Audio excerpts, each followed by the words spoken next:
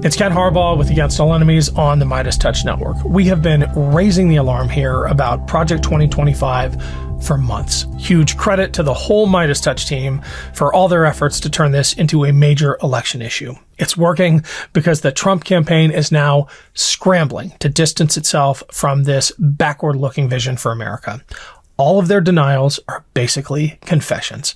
Just about everyone involved in Project 2025 is tied somehow to Trump or MAGA. J.D. Vance is actually writing the foreword for a new book coming out by the chief architect of Project 2025, Kevin Roberts, the president of the Heritage Foundation.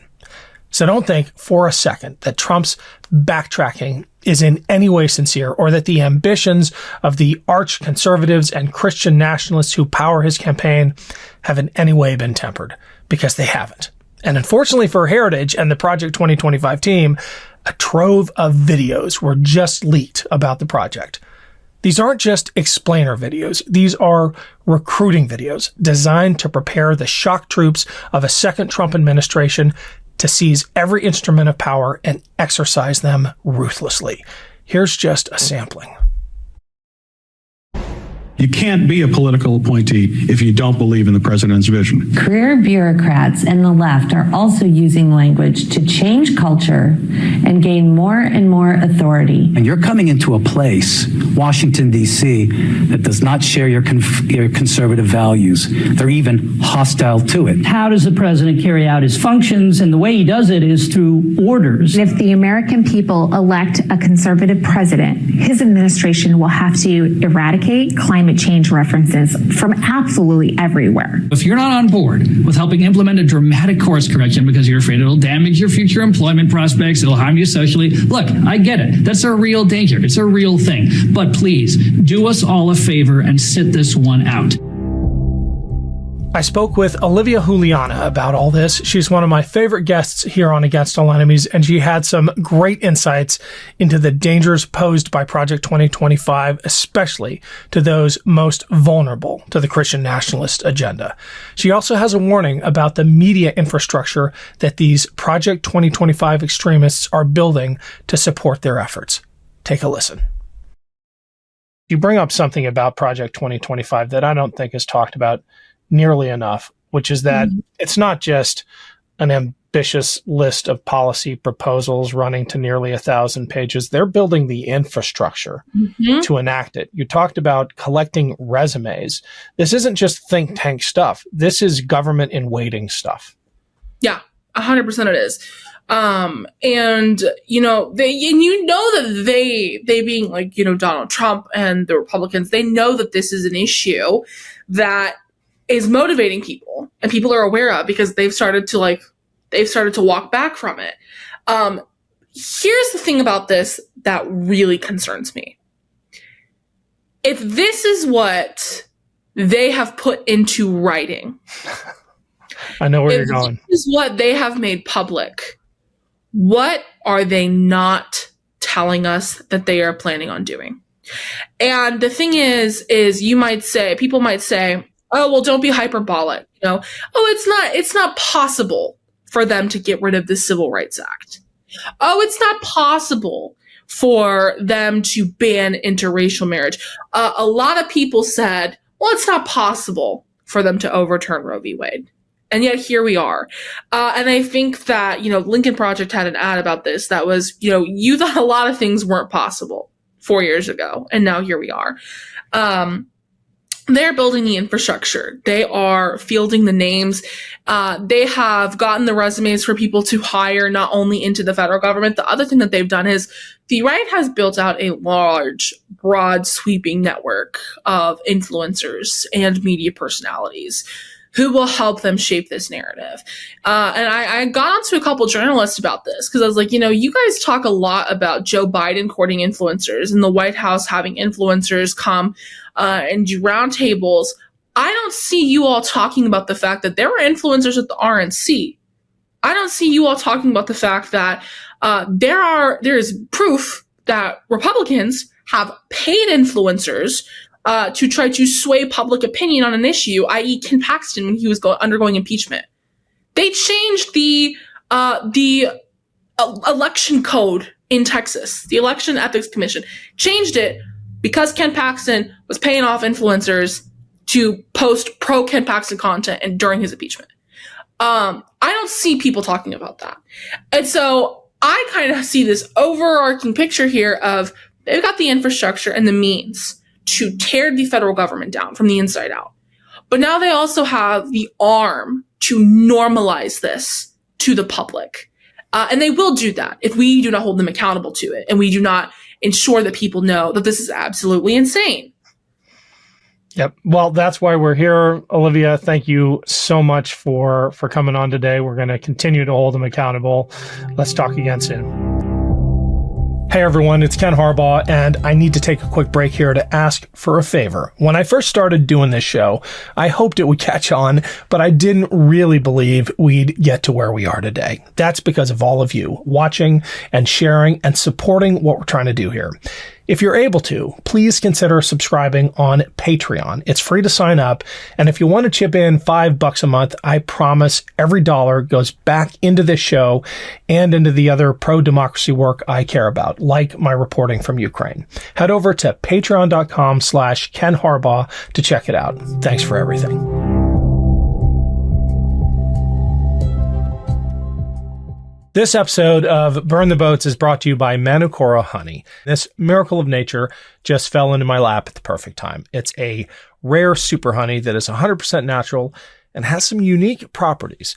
Manukora makes Manuka honey, a single origin honey that comes from New Zealand, where the bees only feed on the nectar of the Manuka tea tree, making honey that is pure, rich, complex, with a creamier texture that is on a completely different level from the normal honey you find at the supermarket. You can use it as you would any other honey, but what puts the super in Manuka honey is it's rich in oxidants and prebiotics, 3 times more compared to regular honey. On top of that, it contains an antibacterial compound called MGO that can be found exclusively in Manuka honey. The bottom line is that these nutrients support your optimal immune and digestive health, and it's delicious. Manukora sent me a jar and squeeze bottle of their MGO 850 Plus Manuka honey, their best-selling honey. The 850 Plus honey has a creamy caramel texture that is unlike anything I've ever tried. Just grab a spoonful out of the jar and I put it in my favorite beverage, or I squeeze some out on toast or oatmeal. It's delicious. Manukora is savory, delicious, and truly the best honey I've had. If you head to manukora.com/boats, you can get $25 off their starter kit, which comes with the MGO 850 Plus Manuka honey, a free travel pack of honey sticks, a free wooden spoon, and also a free guidebook. It's the perfect gift for a loved one, no matter the season. I love the jar and squeeze bottle, but the extra pack of compostable honey sticks is perfect for whenever you're on the go. You can bring them with you when you're traveling or need a quick snack running errands, and they are the perfect energy boost if you're out for a run or at the gym, especially this time of year. That's manukora.com/boats to get $25 off your starter kit. This is just the ultimate honey. Indulge and try some honey with superpowers from Manukora. My full interview with Olivia comes out soon on Burn the Boats. It's a good one. I hope you'll tune in. I want to end with this ad from the Lincoln Project that Olivia referenced. It is, as my kids would say, a banger. Brace yourselves. On January 20th, 2025, Donald Trump is sworn in as the 47th President of the United States. Unfortunately, he keeps his promises. Trump seizes control of a divided government, signing hundreds of executive orders implementing Project 2025. Trump replaces over 50,000 civil servants with hardline MAGA loyalists. The federal oath of office now requires declaring loyalty to the president, not the Constitution. Protected by the Supreme Court's grant of total immunity for official acts, Donald Trump orders the Department of Justice to arrest members of the January 6th Commission, current and former DOJ employees, and political opponents for treason, election interference, and conspiracy. He declares it to be an official act. Trump ends birthright citizenship by executive order and turns millions of American-born citizens into illegal aliens overnight. Mass deportations begin. Hundreds of thousands, including legal U.S. residents and American citizens, are imprisoned in newly built camps. Protests erupt. Trump addresses the nation from the Oval Office, invoking the Insurrection Act and declaring the protesters a danger to American sovereignty. He orders the National Guard to use deadly force to suppress the protests.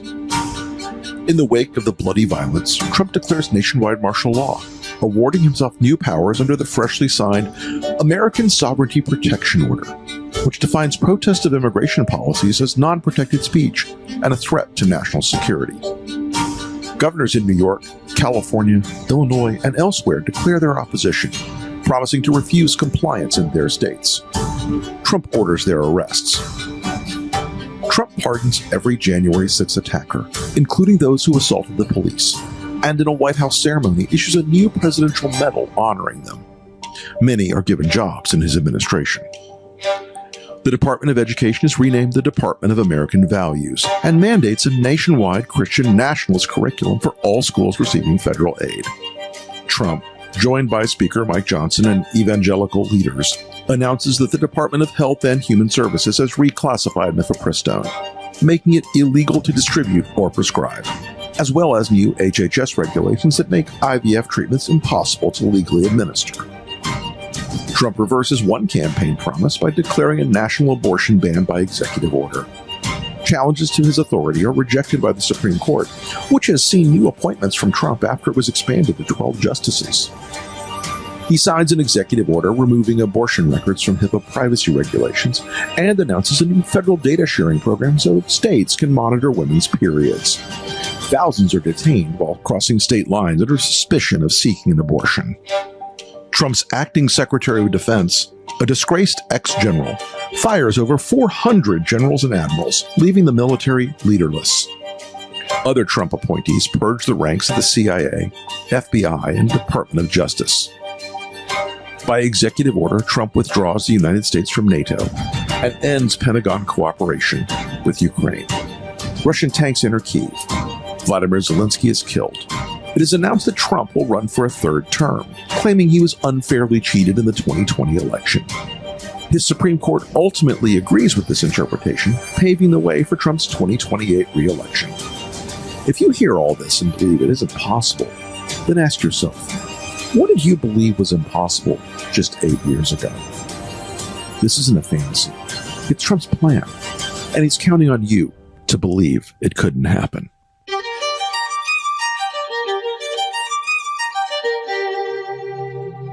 Love this video? Make sure you stay up to date on the latest breaking news and all things Meidas by signing up to the MeidasTouch newsletter at MeidasTouch.com/newsletter.